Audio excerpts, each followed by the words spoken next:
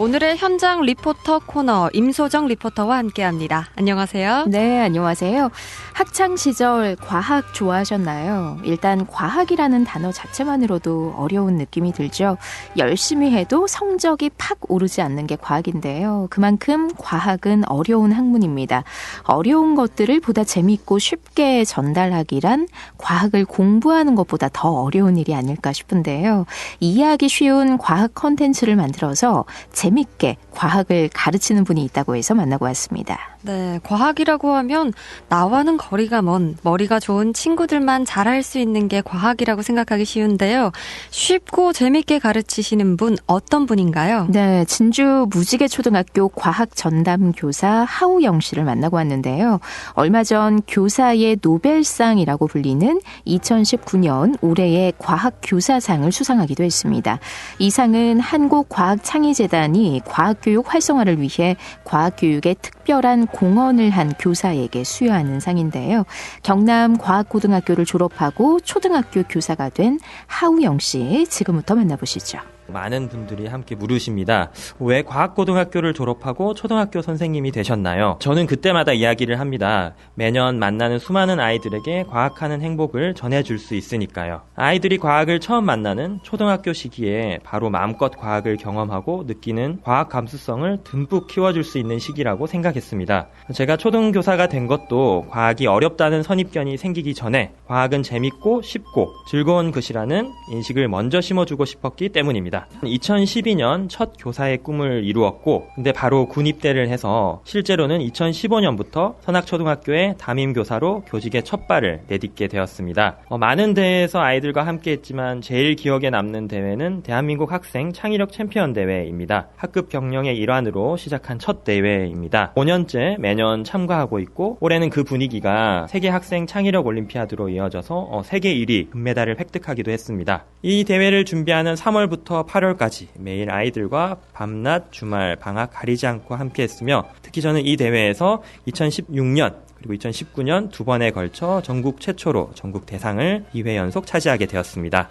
네, 과학의 행복을 전해주고 싶어서 초등학교 교사가 되기로 결심을 했고, 실제 교사의 꿈을 이룬 후에는 학생들과 왕성한 활동을 하고 있군요. 네, 그만큼 수상 경력도 화려한데요. 대한민국 학생 창의력 챔피언 대회에서 전국 최초로 2차례 전국 대상을 수상하기도 했고요. 세계 학생 창의력 올림피아드 금메달, 전국 환경 탐구 대회 대상, 전국 에너지 환경 탐구 대회 대상 등을 수상한 바 있는데요. 현재 무지개초등학교에서 과학 발명 동아리 리틀 뉴턴을 이끌면서 각종 과학 활동을 하고 있고, 과학 각 분야에서 두각을 드러내고 있습니다. 교육 내실화에 기여할 뿐만 아니라 각종 과학, 발명, 소프트웨어, 스팀 융합교육 교재를 저술하고 있고요. 과학문화 활동을 통한 다양한 과학 봉사 활동도 하고 있다는데요.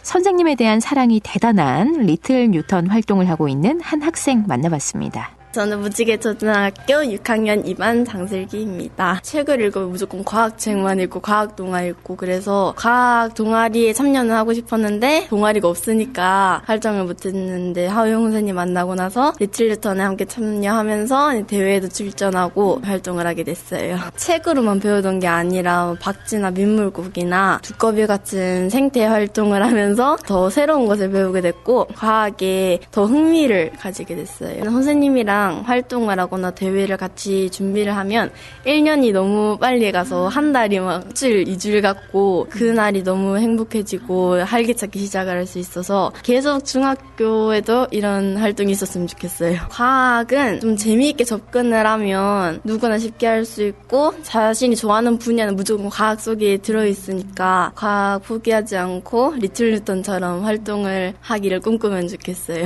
선생님 너무너무 감사드리고, 앞으로도 이렇게 재미있고 쉽게 과학을 느낄 수 있고 재미있게 해주시면 좋겠습니다. 꼭 선생님 같은 사람이 될게요. 감사합니다.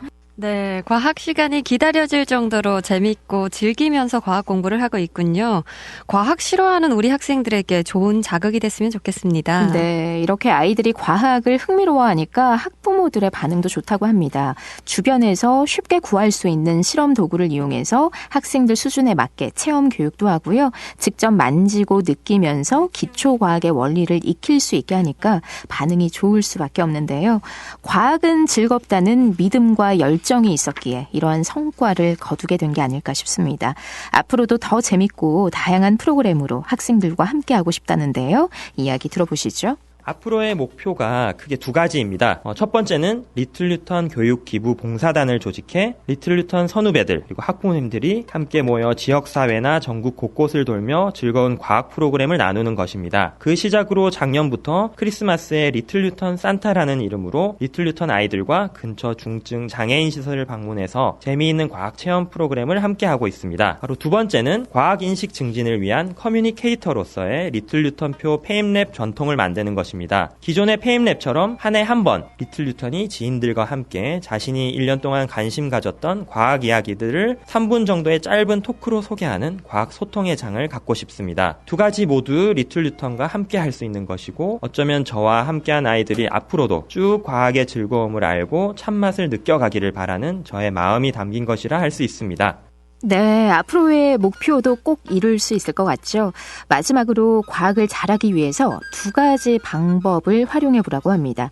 첫째는 자연의 모든 공간이 교실이기 때문에 근처 마을이나 지역에서 스스로 문제를 발견하고 해결해 나가는 프로젝트를 진행해 보는 건데요.